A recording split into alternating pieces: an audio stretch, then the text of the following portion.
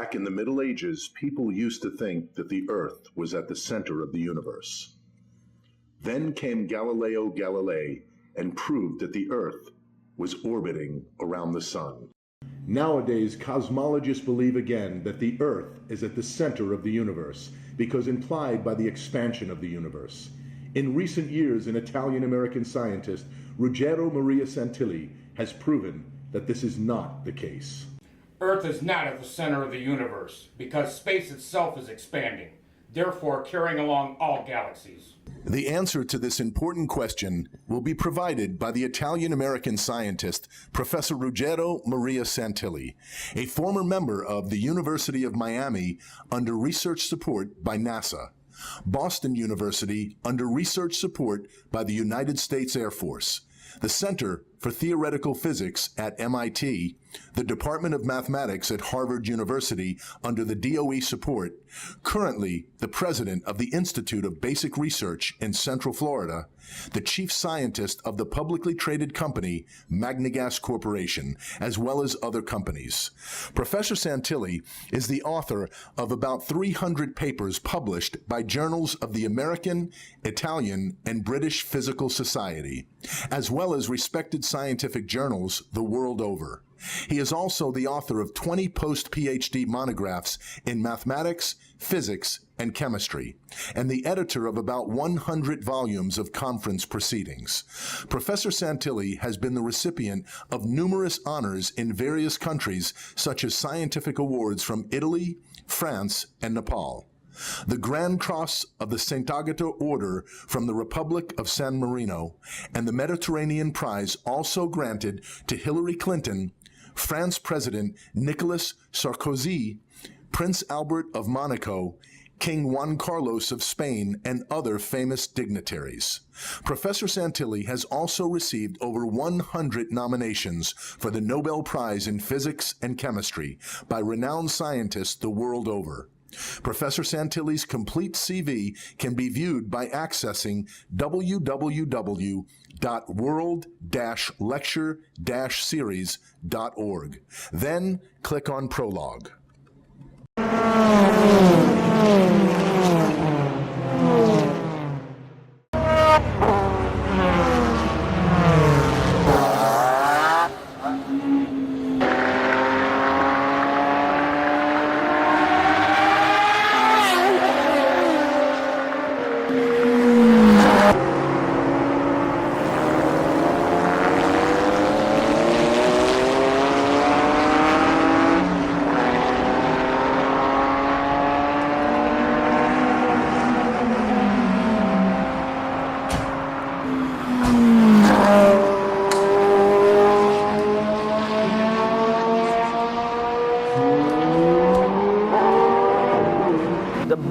Of academic politics stops here at the Sebring International Racetrack.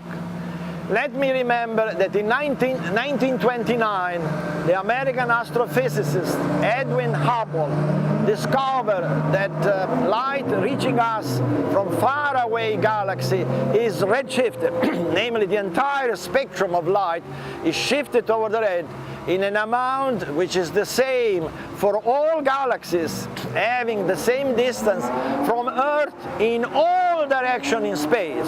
And moreover, the redshift increases with increase of the distance from Earth. This magnificent discovery has been, unfortunately, the victim of a real web of conjecture. Each conjecture proffered to cover a preceding unverifiable conjecture, all conjecture having a very, very specific aim, but it is an unspoken aim, that of imposing the validity of Einstein theory throughout the universe via the use or abuse of academic power. In fact, we first had the conjecture of the expansion of the universe in order to match the experimental reality, which is the cosmological redshift, with the theory, which is special relativity, the Doppler's law in particular. However, the expansion of the universe implies the Earth at the center of the universe as necessary from the very definition of the Hubble's law. Additionally, we had the conjecture of the acceleration of the expansion, but again, the acceleration is the same in all directions, therefore again the Earth at the center of the universe. And then we we had the conjecture of the Big Bang, namely that the universe originated from a primordial explosion some 13.7 billion years ago. But again, in order to be compatible with the preceding conjecture, the Big Bang had to occur in our galactic vicinity. Therefore, the Big Bang implies again a return to the Middle Ages with Earth at the center of the universe. After all this conjecture, we had then the conjecture that you mentioned, namely that the space itself is expanding and therefore it carries along the galaxy during the expansion. However, we have to clarify immediately that this additional conjecture did indeed achieve the objective of derailing attention from the untenable consequence of the preceding conjecture. However, the conjecture of the expansion of space itself, it cannot be claimed scientific in any credible way, because it does not provide a numerical, mathematical representation of all experimental evidence. Moreover, the conjecture of the expansion of space itself does not avoid the Earth being at the center of the universe, because of the acceleration of the expansion. And that it is the same in all directions of space. So even if space itself is expanding, the Earth remains at the center of the universe. Let us recall that Edwin Hubble, as well as many other distinguished scientists, such as the Nobel Prize Louis de Broglie or the Italian Nobel Prize Enrico Fermi and many others, they all died without believing in the expansion of the universe, because they could not accept, for their own dignity, they could not accept that Earth is at the center of the universe. In order to see the scientific obscurantism in cosmology in its proper light, let us recall that immediately following the beautiful discovery by Edwin Hubble of the cosmological redshift, the Swiss astrophysicist Fritz Zwicky proposed the hypothesis of the tire light, namely that light simply loses energy during its long travel to reach Earth, and by losing energy as a consequence as the redshift. In fact, the energy of light is given by the product of the Planck constant multiplied by the frequency. Therefore, any loss of energy by light implies automatically a redshift. Now, to see the gravity of the scientific obscurantism afflicting cosmology under a river of public money, there are at least 3 points to review. Number one, Zwicky hypothesis did indeed achieve a numerical, mathematically exact representation of all measurement on cosmological redshift without the expansion of the universe. Secondly, the Zwicky hypothesis was immensely more plausible than this chain and web of extremely far-fetched conjecture, including the idea that trillions and trillions of galaxies move away from Earth at ever increasing speed, to the paradoxical limit, and now apparently galaxies at the edge of the known universe travel faster than the speed of light in vacuum. All this without any mathematical or physical or even conceptual indication of the enormity of the energy that is needed for all this expansion of trillions of galaxies and the acceleration of trillions of galaxies, without any scientific plausibility whatsoever. Finally, to understand the gravity of the scientific obscurantism afflicting cosmology, we have to remember that that Zwicky hypothesis could be verified experimentally on Earth or disproved. By comparison, organized academic interest on Einstein theory, they imposed, by the abuse of academic authority, the validity of Einstein theories throughout the universe. And here is the key point: by a chain of conjecture, none of which is experimentally verifiable. So that's a very, very cozy situation for organized interest in Einstein, because they use the credibility of academia by a theory that cannot be verified experimentally. So therefore, as a result of this, the emergence of a serious scientific obscurantism of historical proportion cannot be denied by any ethically sound scholar. To cut academic politics out of serious science, in this documentary we shall present experimental evidence, I repeat, experimental evidence, published in referee journal other than journal in which I am an editor. I repeat, published in referee journal that cannot be ignored without losing dignity and credibility, according to which Zwicky original idea that light loses energy during long travel to reach Earth is indeed correct.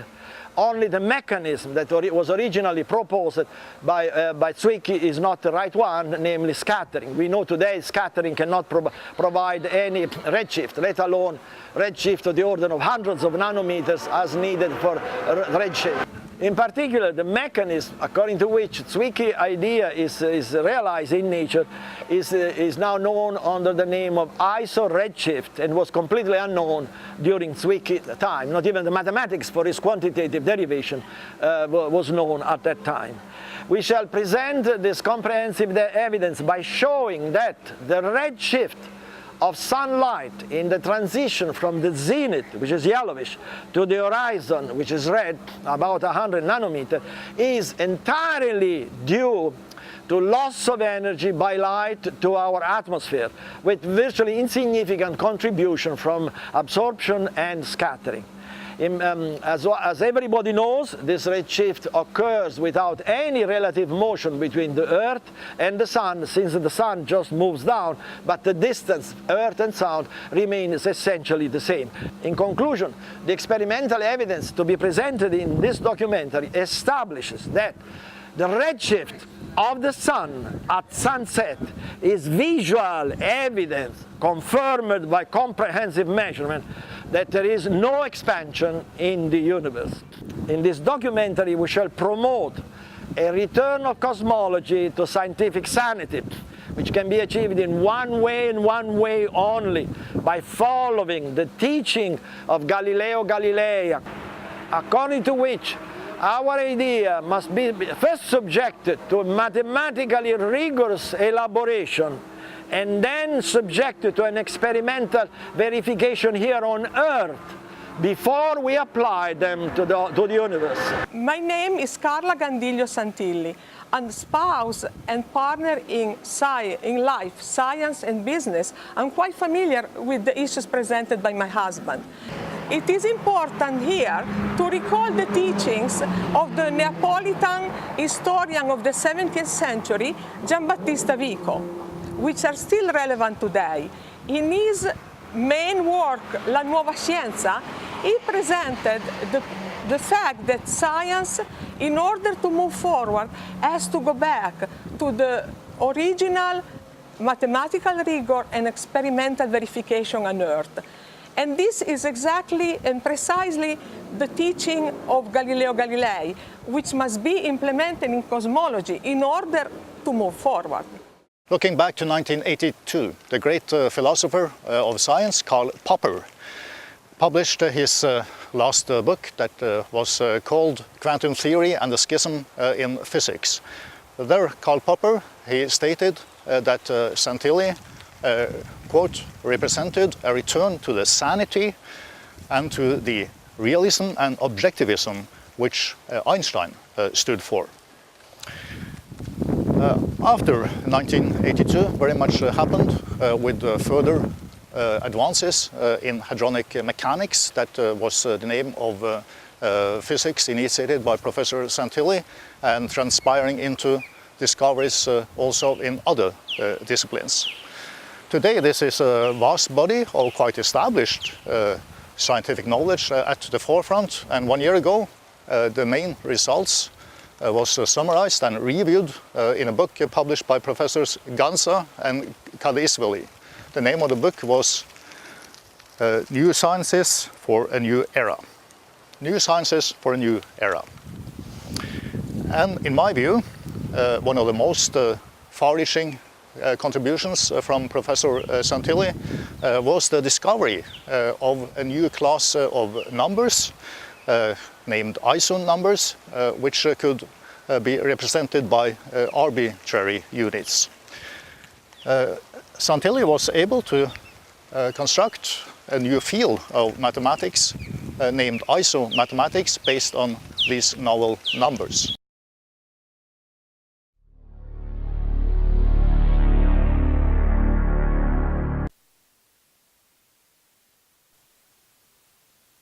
Hello, my name is Santilli. I'm the CEO of MagnaGas Corporation, a publicly traded American company.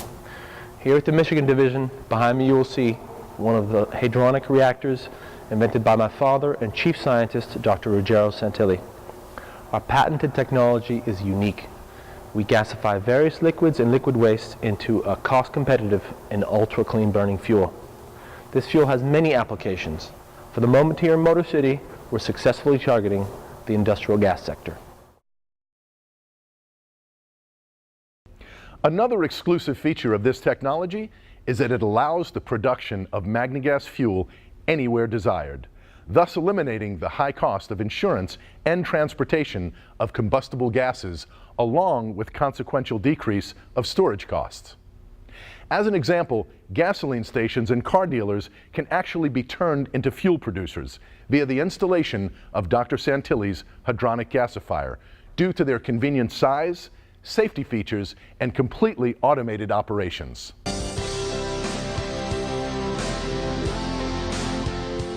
大家好，欢迎来到麦格尼茨分子技术北京有限公司。这里是 MagnaGas 与中国 DDI 公司合资成立的 MagnaGas 中国生产研发基地。我们拥有2000平方的办公大楼和3000平方的生产研发中心。这就是意大利籍美国人桑蒂利博士所设计的磁分子技术的成套设备。我们利用这套设备在中国做了大量的实验，包括市政的污水污泥铲除垃圾，包括工业的废油、废甲醇、乙醇，那么也取得了巨大的成功。727-934-3448 or visit our website at www.magnagas.com. MagnaGas, like no other.